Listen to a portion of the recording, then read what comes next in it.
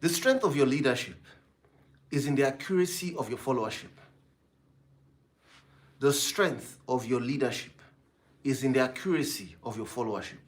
And I'm not talking about the followership of those who follow you, but your own followership of those who lead you. Now I'm talking to you as a leader.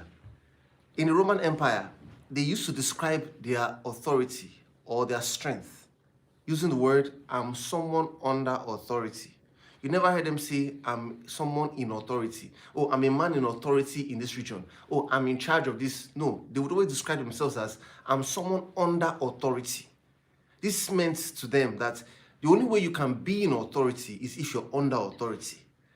Meaning the information you can pass across to those who follow you for direction will be from those who you follow. So my point is, how strong your leadership is will be based on how accurate your followership is of those who lead you. Ladies and gentlemen, today we're going to continue our series or the part 2 of this particular program on 10 essential steps to take to have record profits this year. My name is Yorubi. We're trained over 25,000 salespeople across 5 countries, Nigeria, Ghana, USA, UAE, Rwanda. I'm an author of several books and resources on sales, and I've been featured on lots of media platforms to talk about successful selling. I worked on an organization where I was going to target to sell to 20 high net worth individuals. I was able to bring in 21 high net worth individuals in a single month. I also participated in a sales competition where I won, and I'm sent for World Cup for an all-expense paid trip. I moved to another organization where I was going to where I was able to double my portfolio by over 100% in just 11 months. Right now, I'm CEO for Advantage and our specialties in Salesforce management. Meaning we work with sales teams, work with organizations, the team leads, CEOs, to help them optimize their results, get their salespeople to perform, and meet their sales targets in record time. So thank you for joining this program today. Ladies and gentlemen, my 5th point, invest in their personal development. Yesterday, we started from point 1, 2, 3, 4. 5th point now, invest in their personal development. You see, people will stay with you as a team lead, as a leader, when they know that being with you would mean that they grow. We were taught characteristics of living things. One of them was growth. When people realize that they are going to grow, it's an innate need and desire. Once people are looking for where they can grow. And you see, there's something about growth. A lot of times, remember there's a difference between growth and development, right? Even though somehow they're intertwined. Nevertheless, they're not the same. Somehow, there is this natural growth that happens to all of us because we sleep and wake up every day. We just know that we are growing. Our hair grows, nails grow, we grow taller. Natural growth without any efforts. But the real type of growth everybody's looking for is development. And that's why we call it invest in their personal development. Not necessarily growth, because growth is natural. Development. Now, for development, you would understand that most people on their own don't really have the impetus and drive to develop themselves. That's why a lot of times they submit to leadership. When they submit to leadership, they know that leadership places a demand. Think about it. Why does Michael Jordan, Tiger Woods, LeBron James, these are top guys in their fields, Steph Curry, top guys in their fields, Ronaldo, Messi, why do they have coaches? They could have just said, you know what, I'm good enough. I'm number 1 in the world. I can guide myself. I'm motivated enough. Why do they have coaches? There are certain things that on your own you can't see. Someone says you can't see outside the frame if you're inside the frame. Does that make sense? This means that if I'm inside the frame right now, pick a photo, and there's a frame around me, I can't see the frame. I can only see possibly you who's staring at my photo, right? You just imagine if the photo was could move, or was living. So you need to sometimes have somebody on the outside look at you to help guide you. And that's why companies hire consultants. Because there's what we call the blind spots in life. With the blind spots, there are things you won't see because you're in the driver's seat. Somebody else has to help you look at it and notice that, oh, this is what's happening. Oh, you're missing it here. There's a story I listened to of a medical doctor who wanted to test the power of coaching. And he got another medical doctor to watch him. He had been in surgery for about 20, 30 years. So he got another medical professional to watch him and give him feedback on how he was doing his surgery. By the time he was done, the person wrote out for him things he was doing right and gave him a list of things that he wasn't doing right. When he looked through the material, he was shocked. He was never told that every time he was doing surgery, one of his elbows was raised a certain way and was blocking the other doctor from seeing what he was supposed to be doing. So he said to himself, how would he have known that this was what was happening if he hadn't gotten feedback from the outside? So people want to submit themselves to leadership so they can get this kind of feedback and they can start to grow. And this is why, you see, don't just tell people what to do. Make them do it. Don't tell them go to the pond and drink or go to the river and drink. Take them to the river to drink. And how do you do this? You place them on a growth plan or schedule. Give them books to read. Let them be part of trainings. Have personal coaching sessions with them. Have one-on-one sessions with them. Get a schedule, depending on the size of your team. Some of you may be leading maybe 3 to 5 people. Thank God it's even just 3 to 5. It means that you can schedule in such a way that at least once a week, you have a one-on-one session with somebody in your team. Even if it's just for 30 minutes. Why? Because you're concerned about their growth. The more people grow, the more they can produce. It is difficult to place a demand on people when you didn't put anything inside of them. The seed, see, people are like soils, right? When you sow seeds in them, they give you fruits. And what's the fruits? Targets met. The only issue here is that this thing takes time. And you can't be in a hurry to do it. No matter how much you force food down a child's throat, there will still be the period, it will still take a certain amount of time for the child to grow. This is why the earlier you do it, the better. And the more consistently you invest in their growth, the faster you get to the destination. The next point, number 6, essential steps to hitting record profits this year. Number 6, show them you care. People don't care how much you know until they know how much you care. If this session is blessing you right now, please click the subscribe button. Share this video with others who you know possibly are leading a team, or even salespeople who are on their way to leading people. Share this with them so that they can be able to do well in their sales or be able to lead teams effectively.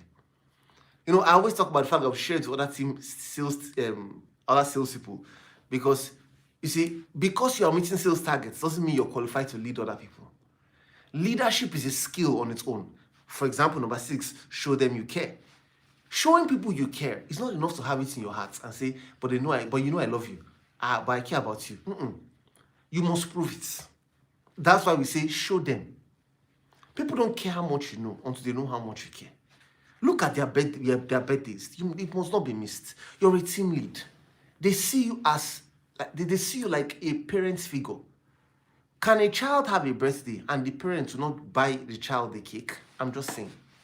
Or a gift. Or even sing and wish them happy birthday.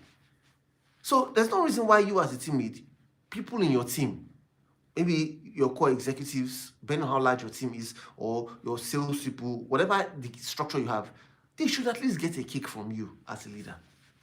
The cake doesn't have to be fantastic or expensive, but at least let it just be a token to show that, see, I appreciate you. If it's not a cake, whatever it is you want to do, just do something and let them know that, hey, you appreciate them. You can even take it a step further and look at anniversaries.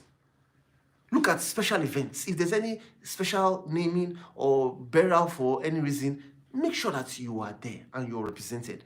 People may say things like, no, it doesn't matter. You know, it's far in the east. It's actually in the village. It's far away. I understand if nobody comes. I understand. It's not like that. They will not understand. They will remember. For years to come, they'll keep on saying that, oh, when I lost my parents, when I lost this one, when this happened to me, nobody represented, nobody came. And when they're saying nobody came, they're talking about you, the leader. They're saying that you didn't come. So make up your mind that you want to go the extra mile to show them that you care. There's a story of Napoleon Bonaparte. Napoleon Bonaparte, the French military general, they said his team was so loyal to him because he said he would walk through his battalion, and while he's walking through, he's talking to everyone individually. He says, how is Sarah? How is she? Okay, how are the boys now? Oh, great. Okay, what about Jenny? Okay, what about her new business? How's it going? Oh, fantastic. Okay, what about the sports you started? How is it? You know, he will talk about everybody's matter individually.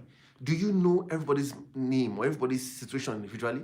I've been seeing something on social media recently where the leaders sit and they will say, somebody will speak at the back and they'll ask who is speaking. The manager will have to say the person's name that's speaking at the back.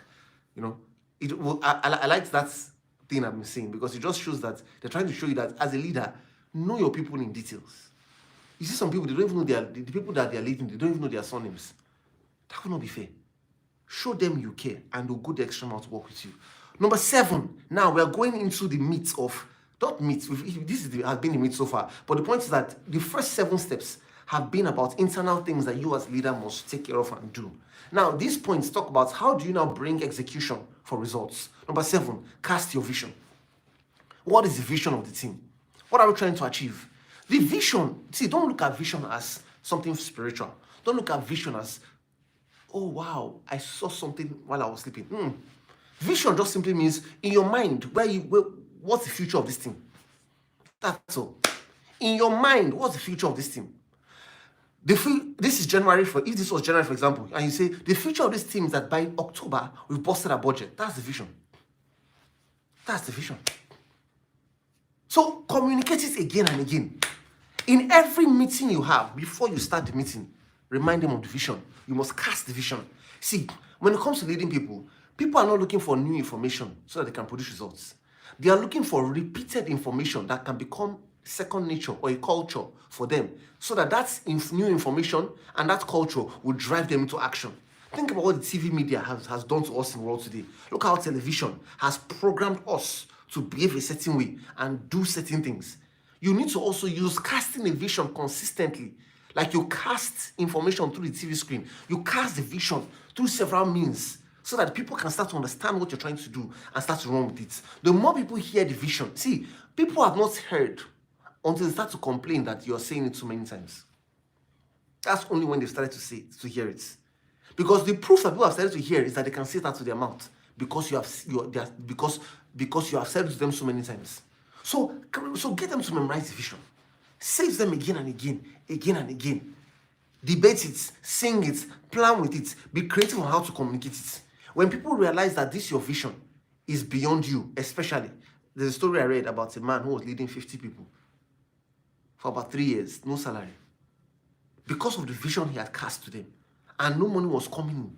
But he kept on reminding them of the vision. Remind them of the vision. Most of these guys stayed to work with him at their own expense for 3 years. At the end of the day, the vision he was working on didn't even come to pass. It didn't even work out eventually. My point is that they stayed with him that long. Why did they stay with him that long? Because of the vision he was casting every day. So ladies and gentlemen, make sure that there's a vision and you're casting it consistently. Number 8, encourage teamwork. Encourage teamwork. They say that individuals win medals, but teams win trophies. If 2 minds come together, there will be a third mind. So this means when people come together, collaborate, synergize, more is produced. I read the story of a particular man who took his son for an event, and in that event, he saw something shocking. He saw a horse trying to move 10 kg weight, another horse trying to move like a 5 kg weight to a particular finish line. The 2 horses, of course, they struggled, different levels of strength, but eventually the amount of time it took them to get to the finish line was quite a disparity, maybe about 10 minutes, the other one maybe 7 minutes. However, when they joined them together, when they put these horses together and they gave them one weight, the weight of each one was 10 kg, 5 kg. Now they gave them 20 kg together. Both of them moved the 20 kg faster than how they had moved 10 kg, 5 kg individually. This means in record time of about 5 minutes. Same distance. What happened here? The synergy of the 2 horses together, they carried a lot more weights. So just to show you the power of collaboration and teamwork, be careful how you reward individual performance versus how you reward team performance. Now, I understand that sometimes you don't want people to hide under other people's performance, right? Some people are not doing anything, they're not selling, but they just come under and say, oh, we did it. Our team delivered 500 million. What did you deliver in that amount? If your team delivered, the person will say, well, it was a teamwork. I did something that made it possible for other people to do what they were supposed to do. It's not enough. You want to do it in such a way that you reward individually and you also reward on a team basis. So that way, people know that, see, we're not competing, we are collaborating with each other so that we can be able to get results faster. I'll give an example of collaboration. There's what we call tag team selling. Tag team selling means sometimes you go on prospects, and while you're prospecting, for some reason, you can tell that there are obstacles to the sale. It could be that you were not able to build rapport effectively because possibly the person felt, if the person was tribalistic and the person felt, you're not from my place, or you're not a man, or you're not a woman, whatever reason, you just made some kind of difficult prospects. Tag team selling means you go back to the office and you meet somebody who can align with that person.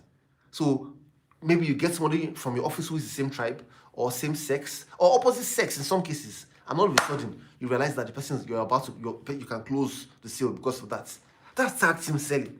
That sale will not have come in unless the other person got the colleague to join them for that sales call.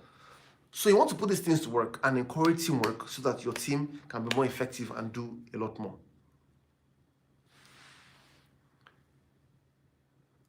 Number 9, move, then they will follow. Like Alexander the Great, lead from the front. Lead from the front. Lead from the front. Because you see, I understand that sometimes you see cases where people say things like, I may not be as good as this guy is in my team. So how do I lead from the front? You see, he that waters, the Bible says, he that waters himself will water also. The more you help your people grow, the more you will grow. The problem is you've not been making your people grow. If your people have been growing and you've been coaching them and guiding them and leading them, you will be maturing faster. Like, for example, I'm teaching you now. You're learning from me. But you know that I'm even learning a lot more. As I'm pouring into you, more is even pouring into me. So, one of the fastest ways you can become a master and become ahead of those in your team to be able to really lead them is when you help them grow. You may not be ahead at the beginning, but let them see your efforts, that you are even making an attempt to be in front and go out. Let them see your efforts. The beautiful thing about leadership is that leadership challenges you. It challenges you to bring out the best in you. Many things you may not have done if you're not a leader. But because you're a leader, you will sleep earlier, you wake up earlier, you study more, you go the extra mile, you make more calls, you follow up more, you check your sales process again and again. You want to memorize your product more than ever before. You want to dress excellently because you want to look the part. You see, what has happened to you? Leadership has provoked growth on the inside of you. And that's what you can take advantage of now that you're leading your sales team. So keep aspiring for more sales, and your sales team will become motivated to give their best because they see you aspiring even for more.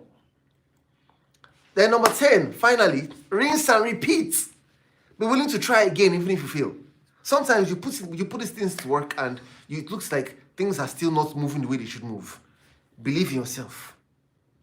If you don't, nobody will. Especially because you were disappointed by someone else. Don't say things like, I put in so much effort to raise these people. All of a sudden, they left me and went to somewhere else. What if you didn't invest in them and they stayed? They will destroy your team. They will destroy your business. They will ruin your career. Remember, if your team is not doing well, they will sack you, or they will tell you, or they will replace you. So what are you supposed to do? Believe in yourself. Don't say things like, oh, I've tried this before, it didn't work. Try again. Go again.